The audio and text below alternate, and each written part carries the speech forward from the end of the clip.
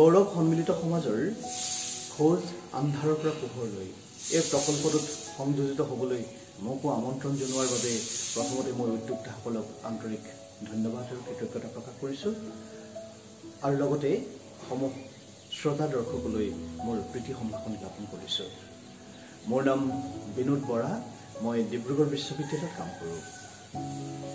আজি যিটো বিষয় মই আপোনালোকৰ লগত আলোচনা কৰিম বুলি ভাবিছোঁ, সেই বিষয়টো আমাৰ জীৱনৰ সফলতা বিফলতাবিলাকতকৈ আমাৰ জীৱনে কি বিচাৰে বা এই জীৱনটোৰ অৰ্থৰ বিষয়ে কিছু আলাপ কৰিম বুলি ভাবিছোঁ। আজি কিছুদিনৰ আগতে এখন কিতাপ পঢ়িছিলোঁ। দৰাচলতে কিতাপখন পঢ়াতকৈ কিতাপখনৰ শিৰোনামটোৱে মোক বেছিকৈ আকৰ্ষণ কৰিছিল। কিতাপখনৰ নাম হ'ল ইফ ইউ আৰ ছো smart why are not you happy? যদি আপুনি ইমান সপ্ৰতিভ, ইমান স্মাৰ্ট, তেতিয়াহ'লে আপুনি সুখী নহয় কিয়? অৱশ্যে জীৱনত সুখী হোৱাৰ বা নোহোৱাৰ কাৰণ বিচাৰি চিন্তাবিদসকলে, বিশেষজ্ঞসকলে বিভিন্ন ধৰণে বিভিন্ন সংজ্ঞা আগবঢ়াইছে আৰু বহু কিতাপ পত্ৰ এই ধৰণে লিখাই হৈছে বা বহু কিতাপ পত্ৰত, বহু গৱেষণাত এই বিষয়ে আলোচিত হৈছে। কিন্তু মানুহৰ বিচিত্ৰ মনসমূহৰ যি বৈচিত্ৰ্য, সেই বৈচিত্ৰ্যই কিন্তু এই কথাবিলাকৰ কোনো সাধাৰণীকৰণৰ সূত্ৰ উলিয়াব পৰা নাই বা এই ধৰণে থাকিলেই মানুহ সুখী হ'ব বা এনেধৰণৰ কামবিলাক কৰিলে মানুহ অসুখী হ'ব, সেইলৈ এতিয়াও কোনো স্থিৰ সিদ্ধান্তত মানুহ উপনীত হ'ব পৰা নাই বা ভৱিষ্যতৰ কাহিনীও নহ'ব। কিন্তু আপোনালোকৰ লগত মোৰ বিনিময় কৰিব বিচৰা কথাটো এনেধৰণৰ যে ঠিকেই আছে, আমি জীৱনত কিমানখিনি পালে সুখী হ'ম আৰু কিমানখিনি নেপালে অসুখী হ'ম বা কোনবিলাক প্ৰাপ্তিয়ে আমাৰ জীৱনক চৰম সুখ বা সন্তুষ্টি প্ৰদান কৰিব আৰু কোনবিলাক অপ্ৰাপ্তিয়ে আমাক অনবৰতে বেদনা আৰু অপূৰ্ণতাৰ যিটো অনুভৱ, সেই অনুভৱে খুলি খুলি খাব। এই কথাটো আপোনাৰ মোৰ সকলোৰে ক্ষেত্ৰত প্ৰযোজ্য। একেবাৰে পথৰ ভিক্ষাৰীজনৰ পৰা ৰাজপ্ৰাসাদত থকা ৰাজকুমাৰলৈকে হয়তো এই প্ৰশ্নটোৰ সন্মুখীন হৈছে। গতিকে ইমান জীৱনৰ লগত সম্পৃক্ত হৈ থকা এটা কথা আমি এৰাই চলিব পাৰোঁ জানো? প্ৰিয় বন্ধুসকল, আমাৰ শিক্ষা ব্যৱস্থাত আমি সফল হ'বৰ বাবে বা বিভিন্ন ক্ষেত্ৰত আমাৰ পাৰদৰ্শিতা প্ৰদৰ্শন কৰিবৰ বাবে বিভিন্ন কলা কৌশল প্ৰযুক্তিৰ জ্ঞান আয়ত্ত কৰিবৰ বাবে পাঠ্যক্ৰম আছে, আমাৰ সকলোবিলাক আছে। কিন্তু এই যে পৃথিৱীখনত, যিখন পৃথিৱীত আমি বসবাস কৰিছোঁ, অজস্ৰ সীমা সংখ্যাহীন জীৱ জগতৰ মাজত মানুহ হিচাপে আমি এটা সামান্য প্ৰাণী।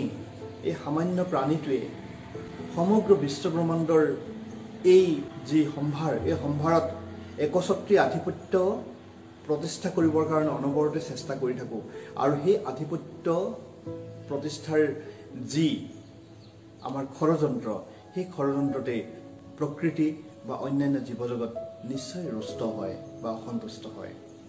আৰু আমি পাহৰি পেলালোঁ পুনৰ এতিয়া আমাৰ জীৱন লকডাউনৰ পিছত ক'ভিড-19ৰ যি প্ৰভাৱ, তাৰ পিছত স্বাভাৱিক হ'বলৈ আৰম্ভ কৰিছে।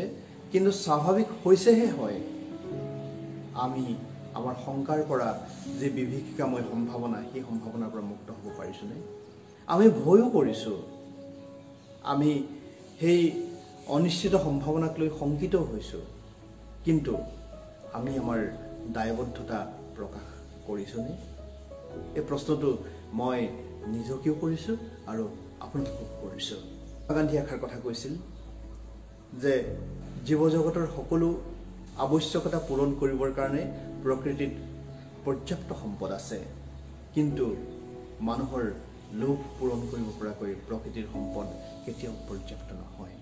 আমি হয়তো যেতিয়া কৰোনাৰ বিভীষিকা চলি আছিল বা লকডাউনৰ সময়ছোৱাত আমি সেই কথা ক্ষণিকৰভাৱে উপলব্ধি কৰিছিলোঁ যে হয়, প্ৰকৃতিৰ লগত আমি সহ অৱস্থান কৰিব লাগিব, বহনক্ষম জীৱনৰ প্ৰতি আমি দায়বদ্ধ হ'ব লাগিব। কিন্তু পুনৰ আকৌ আমি একে আধুনিকতাৰ প্ৰযুক্তিৰ ধামখুমীয়াত পৰি পুনৰ একেধৰণে প্ৰকৃতিৰ ওপৰত আমাৰ অত্যাচাৰ আৰম্ভ কৰিছোঁ। এই কথাবিলাক আমাক কোনে ক'ব? আমাৰ ছাত্ৰ ছাত্ৰীসকলক কোনে ক'ব? আমাৰ সন্তানসকলক কোনে ক'ব? বা কোনবিলাক কথা আমি ঘৰৰ পৰিৱেশত আলোচনা কৰিলে আমি বিচৰাৰ ধৰণে প্ৰকৃতিৰ প্ৰতি সমাজৰ প্ৰতি সংবেদনশীল হ'ম, দায়বদ্ধ হ'ম। জীৱনত নিজৰ কেৰিয়াৰৰ সফলতা লাভ কৰিবৰ কাৰণে আমি বিভিন্ন ধৰণে প্ৰস্তুতি চলাওঁ, বিভিন্ন ধৰণৰ পৰিকল্পনা আমাৰ হাতত থাকে, বা আমি সন্মুখত বেলেগ বেলেগ ধৰণৰ প্ৰতিযোগিতাত অৱতীৰ্ণ হ'বৰ কাৰণে নিজকে সাজু হৈ উঠোঁ। কিন্তু জীৱন যুঁজত জীৱনক এটা সফল জীৱনলৈ ৰূপান্তৰ কৰিবৰ কাৰণে আমি কেনেধৰণৰ প্ৰস্তুতি চলাওঁ? কিন্তু জীৱনত পাবলগীয়াখিনি যদি নাপাওঁ, কোনো ক্ষেত্ৰত যদি অপ্ৰাপ্তি ৰৈ যায়, তেতিয়াহ'লে মই কেৱল অসন্তুষ্টি অথবা অসুখী জীৱন এটাৰেই বাকী সময়খিনি অতিবাহিত কৰিম নেকি? এই ধৰণৰ কথাখিনি আমাক কোনে ক'ব? কেনেকৈ আমাক সফলতাৰ লগতে বিফলতাকো সংবেদনশীলতাৰে গ্ৰহণ কৰিবলৈ প্ৰস্তুত কৰি তুলিব? এই বিষয়সমূহ মই ভাবোঁ আমাৰ শৈক্ষিক পাঠ্যক্ৰমৰ ভিতৰলৈ অহা উচিত।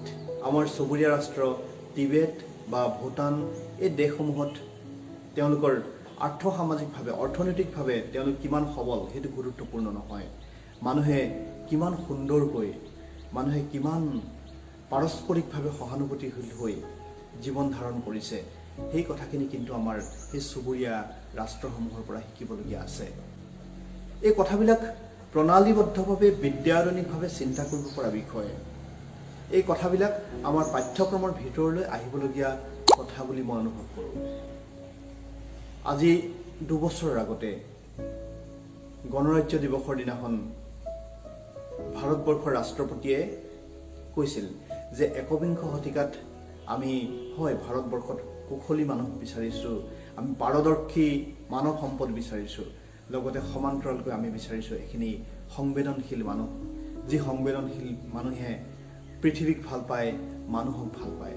যিখিনি কথাক আমি মূল্যবোধৰ শিক্ষা বুলি কওঁ, আৰু 21 শতিকাত আজি বস্তুবাদী পৃথিৱীত এই মূল্যবোধৰ শিক্ষাৰ কোনো প্ৰয়োজন নাই বুলিও আমি বহু সময়তে কৈ উৰুৱাই দিব বিচাৰোঁ।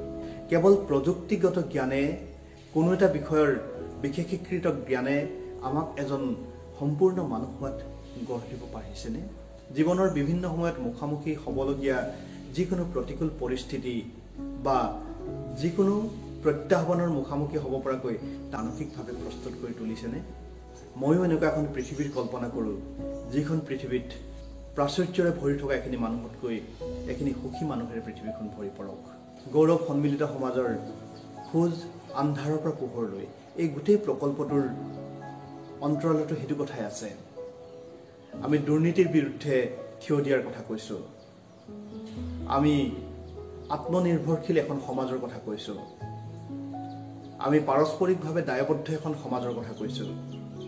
কিয় কৈছোঁ? এই গোটেই কথাখিনিৰে মুখ্য উদ্দেশ্য হৈছে এটা পথৰ অন্বেষণ, যি পথেৰে মানুহক সন্তুষ্টিৰ দিশলৈ লৈ যাব পাৰে, যি পথেৰে মানুহক সৎ বুলি নিজকে অনুভৱ কৰাই এক ধৰণৰ স্বাভিমানী সন্তুষ্টিৰে জীৱন যাপন কৰিবলৈ উদ্বুদ্ধ কৰিব পাৰে।